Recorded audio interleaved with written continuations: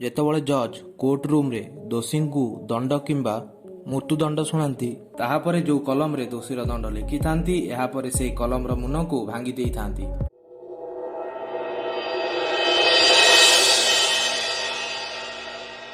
ଫାଶୀର ଦଣ୍ଡ ଶୁଣିବା ପରେ ଦୋଷୀର ରୁମ ଟାଙ୍କିରି ଉଠିଥାଏ। ଏମିତିକି ଫାଶୀ ଦବାରେ ବହୁତ ନିୟମ ଅଛି, ଯେମିତିକି ନିର୍ଦ୍ଦିଷ୍ଟ ଜାଗା ନିର୍ଦ୍ଦିଷ୍ଟ ସମୟରେ ଫାଶୀ ଦିଆଯାଇଥାଏ। ଡକ୍ଟର, ଏକ୍ଜିକ୍ୟୁଟିଭ ମ୍ୟାଜିଷ୍ଟ୍ରେଟ୍, ଜଲ୍ଲାଦ ଏବଂ ଅନ୍ୟ କର୍ମଚାରୀ ଉପସ୍ଥିତ ଥାନ୍ତି।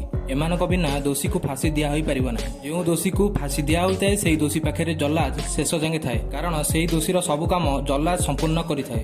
ସବୁ ଜଲ୍ଲାଦ ଫାଶୀ ଦେବା କିଛି ସମୟ ପୂର୍ବରୁ ଦୋଷୀ କାନରେ କିଛି କହିଥାନ୍ତି। ଜଲ୍ଲାଦ ଫାଶୀ ଦେବା ପୂର୍ବରୁ ଦୋଷୀ କାନରେ କ'ଣ କହିଛନ୍ତି, ଏହା କମ୍ ଲୋକ ଜାଣିଛନ୍ତି। ଜଲ୍ଲାଦ ଦୋଷୀ କାନରେ କହିବା ପରେ ଦୋଷୀକୁ ଫାଶୀ ଖୁଣ୍ଟରେ ଝୁଲେଇ ଦିଆ ହୋଇଥାଏ। ଏହାପରେ ଆପଣମାନଙ୍କର ମନରେ ପ୍ରଶ୍ନ ଆସୁଥିବ, ଫାଶୀ ସକାଳୁ ସକାଳୁ କାହିଁ ଦିଆ ହୋଇଥାଏ? ଫାଶୀ ସକାଳୁ ସକାଳୁ ଦିଆ ହୋଇଥାଏ କାରଣ ସକାଳୁ ସକାଳୁ ମନୁଷ୍ୟର ଦେହ ନରମ ଥାଏ। ଫାଶୀ ଦେବା ପୂର୍ବରୁ ଜଲ୍ଲାଦ ଦୋଷୀଙ୍କୁ କ୍ଷମା ମାଗିଥାଏ ଓ ତାର କାନରେ କହିଥାଏ, ମୋତେ କ୍ଷମା କର, ମୁଁ ସରକାରର ଦାସ, ମୁଁ ଆପଣଙ୍କ ପାଇଁ କିଛି କରିପାରିବି ନାହିଁ। ଯଦି ଜଲ୍ଲାଦ ହିନ୍ଦୁ ଥାଏ, ରାମ ରାମ କହିଥାଏ। ଯଦି ଜଲ୍ଲାଦ ମୁସଲିମ ଥାଏ, ସେ ସଲାମ କହିଥାଏ। ସାଙ୍ଗମାନେ, ଆଜି ପାଇଁ ଏତିକି। ପୁଣି ଦେଖା ହେବ ନୂଆ ଏକ ଭିଡ଼ିଓରେ। ରହୁଛି, ଧନ୍ୟବାଦ।